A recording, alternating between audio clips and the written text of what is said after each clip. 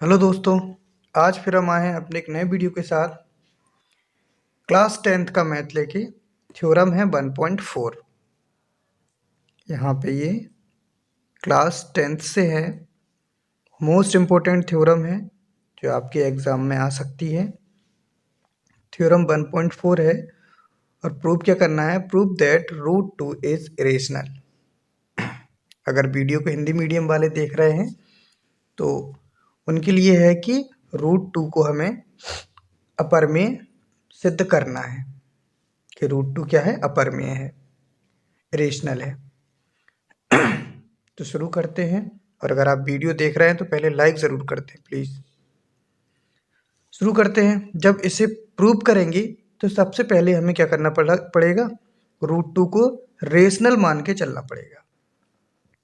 तो हम यहाँ पे लिखेंगे let us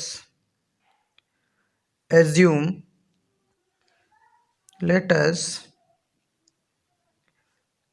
that root 2 is rational number.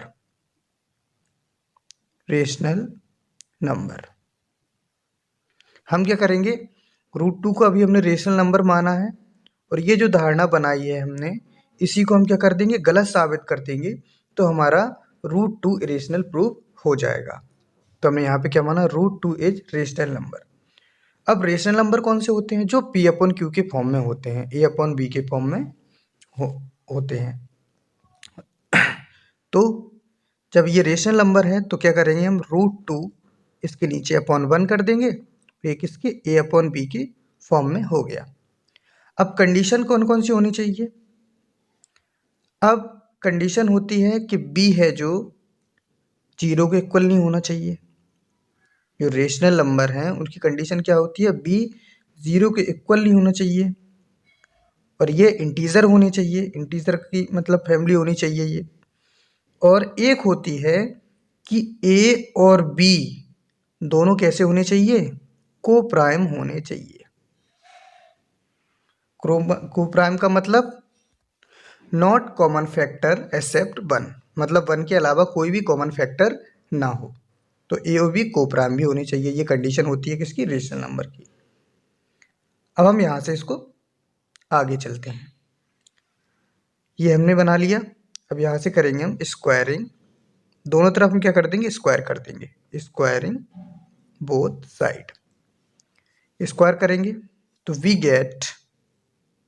We get square करने पर हमें क्या मिलेगा, जो हिंदी मीडियम वाले भी होंगे, दोनों तरफ वर्ग करने पर तो मिलेगा क्या, रूट 2 का स्क्वायर करेंगे तो क्या हो जाएगा 2, 1 का स्क्वायर करेंगे तो 1 इज इक्वल टू, इस साइड करेंगे ए का करेंगे तो ए स्क्वायर अपॉन बी करेंगे तो बी स्क्वायर, इस तरीके से हो जाएगा।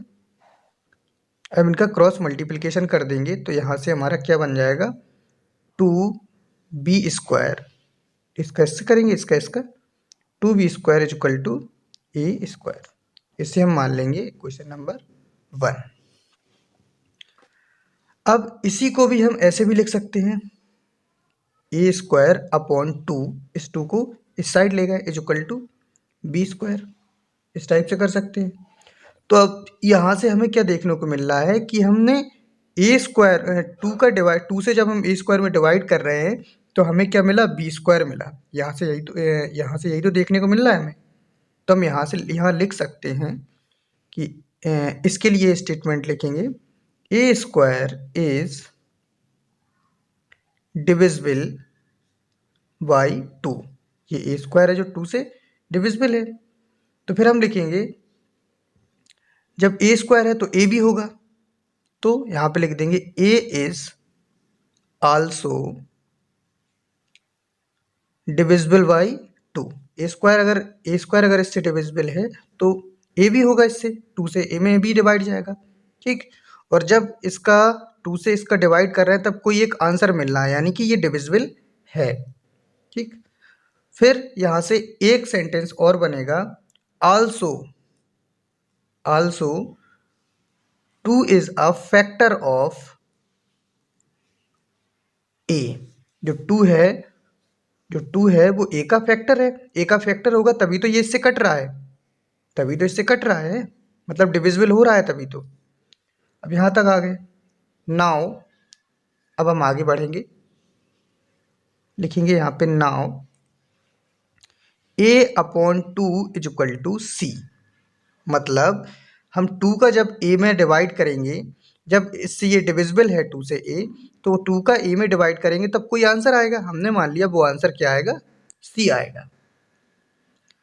अब हम इसको भी क्या करते हैं, डिवाइड कर लेते हैं, सॉरी इसका भी दोनों तरफ स्क्वायर कर लेंगे हम। यहाँ पे लिखेंगे स्क्वायरिंग बोथ साइड, दोनों तरफ हमने क्या कर लिया, स्क्वायर कर लिया। यहाँ पे ये भी लाइन लिख देंगे वी गेट, अब इसका स्क्वायर किया तो क्या हो गया ए स्क्वायर अपॉन 2 का स्क्वायर किया तो क्या हो जाएगा 2 2 4 इज इक्वल टू यहाँ पे हो जाएगा सी स्क्वायर। अब हम इसका भी क्रॉस मल्टीप्लिकेशन कर देंगे तो हमारा क्या मिलेगा, यहाँ से A square is equal to 4c square, ये मिल गया हमें।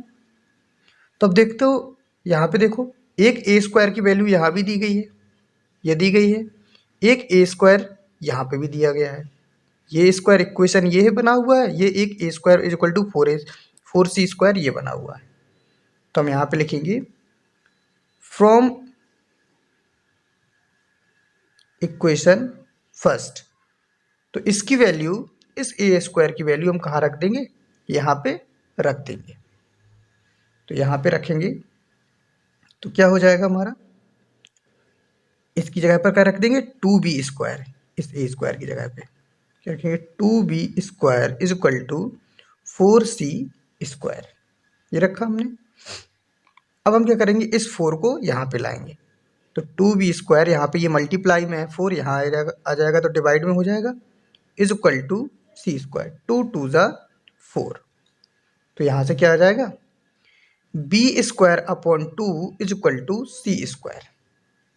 अब यहाँ भी अगर हम इसको देखेंगे तो क्या बोल सकते हैं कि 2 से b स्क्वायर को हमने जब डिवाइड किया तो आंसर आया सी स्क्वायर। तो 2 से b स्क्वायर को डिवाइड किया तो आंसर हमारा सी स्क्वायर आ गया। तो यहाँ से भी हम क्या लिख सकते हैं कि b square is divisible by 2, जो b स्क्वायर है वो भी 2 से डिविजिबल है, तभी तो यहाँ पे आंसर आ रहा है। फिर यहाँ पे लिख देंगे जब b स्क्वायर है तो b भी होगा, तो यहाँ पे लिखेंगे b is also divisible by 2, यानी कि b भी 2 से क्या है, डिविजिबल है। और यहाँ पे ये भी लिखेंगे also 2 is a factor of b, factor of b, 2 क्या है, b का फैक्टर है, यानी कि यहाँ से अगर इससे ये डिवाइड हो रहा है तो फैक्टर होगा, तभी तो डिवाइड हो रहा है। तो ये हो गया। अब देखो हमने क्या किया, यहाँ पे कंडीशन क्या थी, पीछे चलते हैं थोड़ा हम, यहाँ पे देखो, यहाँ पे हमने कंडीशन क्या दिखाई थी कि ए बी कैसे होने चाहिए, को प्राइम होने चाहिए, यानी कॉमन फैक्टर नहीं होना चाहिए, ठीक। लेकिन हमने यहाँ पे क्या दिखाया, 2 इज अ फैक्टर ऑफ ए, 2 किसका, ए का फैक्टर है।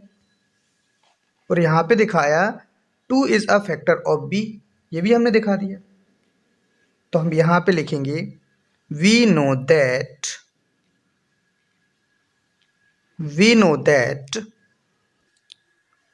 2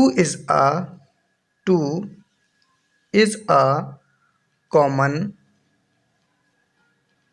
factor of a and b, two क्या है, कॉमन फैक्टर है किसका, ए और बी का। जबकि वहाँ पे क्या दिखा रहा था कि जब हम ये स्टेटमेंट बनाएंगे, ये बनाएंगे तो ए बी कैसे होने चाहिए, को प्राइम होने चाहिए, और यहाँ पे ये को प्राइम नहीं हो रहे हैं, ठीक है, कॉमन फैक्टर इनके निकल रहे हैं, ठीक। तो यहाँ पे हम लिख देंगे therefore a and b are not coprime, are not coprime. अब जब ए और बी हमने को प्राइम नहीं है, ए और बी को प्राइम नहीं है, तो ये हमारे क्या होंगे, रेशनल नंबर नहीं हो सकते फिर, फिर ए और बी क्या होंगे, रेशनल नंबर नहीं हो सकते। और जब ए और बी नहीं होंगे तो ए अपॉन बी ही हमने उसको माना था √2/1, तो वो भी हमारा क्या होगा, रेशनल नंबर नहीं होगा। ठीक, तो यहाँ पे जो हमारी धारणा है वो कैसी गलत साबित होती है। जो हमने माना था √2 इज रेशनल नंबर, हमने माना था √2 इज रेशनल नंबर, तो वो जो धारणा है वो कैसी गलत साबित हो रही है।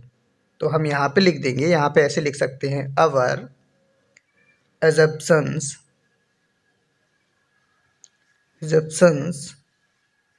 was wrong। हमारी जो धारणा है वो कैसी है, गलत हो गई है, गलत साबित हो गई है। तो हम यहां से लिख देंगे एंड √2 is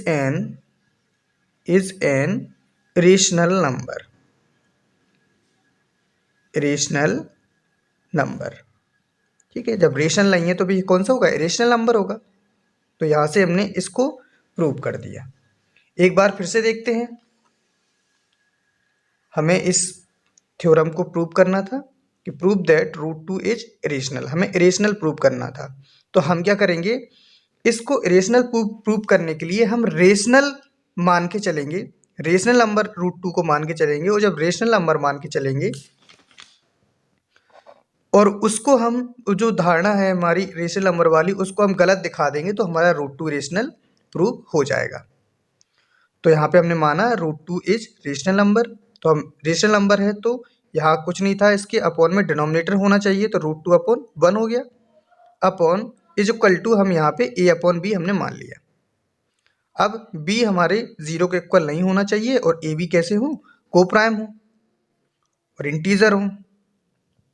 तो हमने क्या किया, इनका स्क्वायर कर दिया, स्क्वायर किया तो √2 का 2 आया 1, यहाँ पे a² और यहाँ पे b² आ गया। इसको हमने इस तरीके से बना लिया, 2b² is equal to a² cross multiplication करके हमने इसको इक्वेशन नंबर फर्स्ट दे दिया।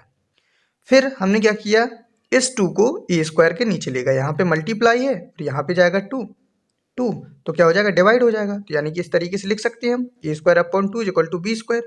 अब हमने यहाँ पे क्या देखा कि जो 2 है इसका फैक्टर होगा, तभी तो ये इससे कट के ये आंसर आ रहा है। इसका 2 का इसमें डिवाइड दिया तभी ये आंसर आया। तो हम यहाँ पे लिख सकते हैं a² इज डिविजिबल बाई 2, जो a² है वो 2 से डिविजिबल है। And a is also divisible by 2, जब a² है तो a भी डिविजिबल होगा। और यहाँ से फिर ये भी लिख सकते हैं कि also 2 is a factor of a, जो 2 है वो a का ही फैक्टर होगा, a का ही तो फैक्टर होगा तभी तो कटेंगे। जैसे कि हम यहाँ पे 4 लिखते हैं, अपॉन में लिखा हो 2, तो 2 का ये फैक्टर है तभी तो ये कटा। इसको 4 को क्या लिख देंगे हम, 2 × 2/2, ये लो, तभी तो कट रहे हैं। तो यहाँ से हम लिख सकते हैं also 2 is a factor of a। अब ये हो गया। अब ये भी कहा था कि a is also divisible by 2, तो हमने a/2 हम लिख सकते हैं इज इक्वल टू, हमने मान लिया जब 2 का इसमें जब डिविजिबल है और 2 का a में डिवाइड देंगे तो कुछ तो आंसर आ गया, आएगा ही। तो हमने उस आंसर को मान लिया c। फिर हमने क्या किया, दोनों साइड स्क्वायर कर दिया, फिर से लिख दिया squaring both side we get. तो a का स्क्वायर a, 2 का स्क्वायर 4, c यहाँ पे c² हो जाएगा। यहाँ पे भी हमने नीचे बन रखे क्रॉस मल्टीप्लिकेशन किया तो a² is equal to 4c² ये आ गया। अब हम यहाँ पे देखते हैं, एक a² की वैल्यू ये है और एक ये है, तो हम क्या करेंगे, इस a² की वैल्यू को इसमें हम रख देंगे। तो हम यहाँ पे लिखेंगे फ्रॉम इक्वेशन फर्स्ट, तो 2b² is equal to 4c² हो जाएगा, क्योंकि इस a² की जगह पे हमने क्या रख दिया, ये a² की वैल्यू ये रख दिया। 4 को इस साइड लाए तो यहाँ 4 आया, 2 से ये 4 कट गया, तो आंसर क्या आ गया, b²/2 is equal to c²। अब यहाँ से भी हमें दिखा कि 2 का जब हम इसमें डिवाइड दे रहे हैं, 2 का जब 2 का इसमें डिवाइड दे रहे हैं तो आंसर क्या आ रहा है, c²। यहाँ भी दिख रहा है, तो हमने यहाँ पे लिख सकते हैं कि b² इज डिविजिबल बाई 2, जो b² है वह 2 से डिविजिबल है। जब b² है तो b भी होगा फिर, तो यहाँ पे लिखेंगे b is also divisible by 2, और डिविजिबल है तो फैक्टर भी होगा 2, जो 2 होगा b का फैक्टर होगा तभी तो डिवाइड हो रहा है। तो यहाँ पे लिखेंगे also 2 is a factor of b।